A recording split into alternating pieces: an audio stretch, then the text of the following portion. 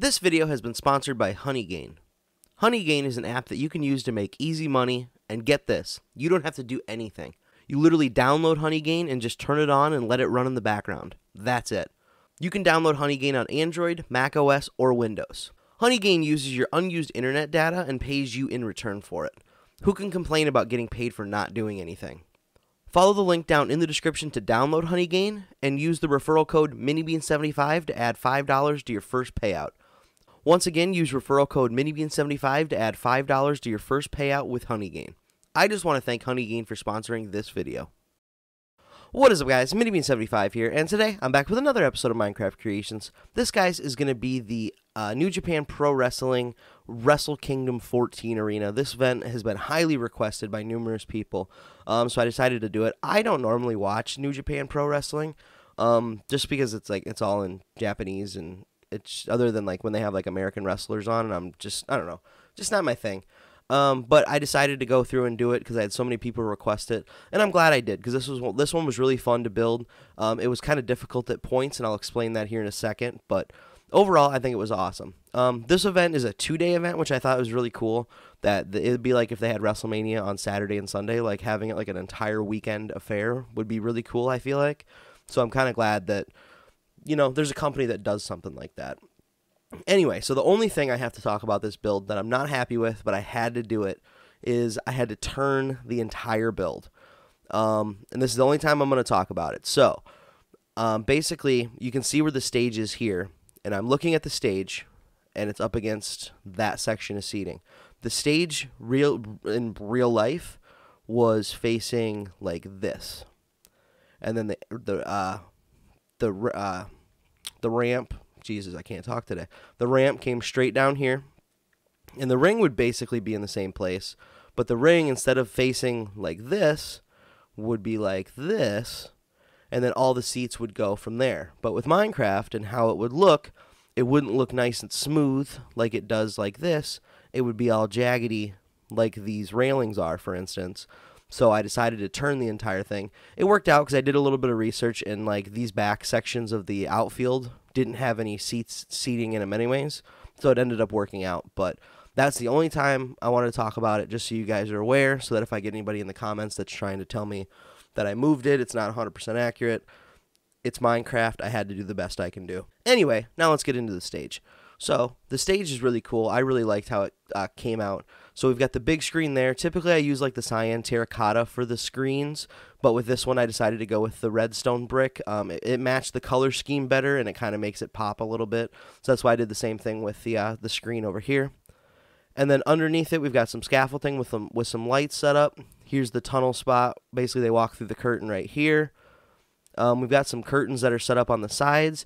I don't really know I don't think they were really used for anything. I think they basically set them up kind of for looks. There are supposed to be some more wires. I use these iron bars for wires. But the problem with iron bars is when you get them close together, then they turn into the scaffolding look. So I basically put 2 down, but it still looks good. We've got some more scaffolding there with lights. We've got some big lights set up on the back here. And then we've got scaffolding that goes all the way around like this, and it kind of gives that circular motion. We've got light fixtures on that as well. And then we've got the ramp that comes down here with some lights set up. And then obviously the stage goes in each direction there. And then it comes down to a skinny little ramp, and we've got some more lights set up there. And that skinny little ramp will take us all the way to the ringside area. I really like this stage. If WWE came out with a stage that looked like this, I'd be happy as hell. I think this stage looks better than the last WrestleMania stage, for sure. So hopefully the WWE starts doing more stuff like this, because this one was really fun to build. It looks really cool, and I just love this stage in general. And then our over-the-ring lighting area is going to be very similar like WrestleMania 35's. It's going to be the big round LED screen, and then on the inside we've got another light section set up. We've got some scaffolding with just basically these big ring lights just to basically light the ring. And then our ringside area is very basic, and with New Japan it's really weird. I don't know if they do this regularly or if it's just because it's this big of an event. I don't know why they have these big sections of empty space. I don't get it. But the only thing I can assume is maybe because of these big sections, they just wanted to keep the fans all the way out of this. I'm not sure, but I find it a little weird. Just like somebody who's in the first row, isn't really in the first row. They're sitting back what would be like the 6th row or something. But anyway, so yeah, our ringside area is going to be very basic. The ring, you know, typical ring. Basically, their ring had a white stripe around the outside. Then it had this like bluish turquoise-ish color ring mat. And then it had sponsorships, it looked like, on the ring itself. So it looks a little bit different than a regular ring. But yeah, and then like the seating itself looks very similar to a regular WWE show. So yeah, this is what it looks like, guys. I think it looks awesome. I'm definitely curious to know what you guys think about it. Let me know down in the comments what you think. Let me know if there's other New Japan Pro Wrestling shows you want to make or you guys want to see me build. I know since I have the Tokyo Dome, I can do however many of the Wrestle Kingdoms were in the Tokyo Dome.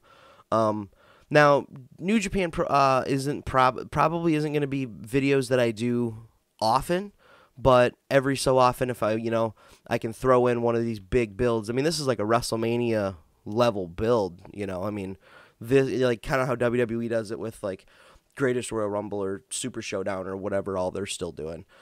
It's like the big level shows, so it kind of gives me the ability to do some of these big stadiums still. So I'm definitely interested in doing more that way. I just don't think it's going to be super, super often. But with that, guys, I just want to thank you guys for watching this video. Make sure you hit that like button down below. You have no idea how much it helps me out. If you guys want to see some exclusive time lapses and other exclusive content, guys, make sure you head down in the description to my Patreon account. For literally as low as $1 a month, you guys will get to see some awesome exclusive content that only the folks that help support me are going to get to see. And then you can also take a look at my online store. That link's also going to be in the description.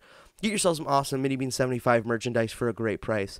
With that, guys, I just want to thank you guys for watching. Have a good one.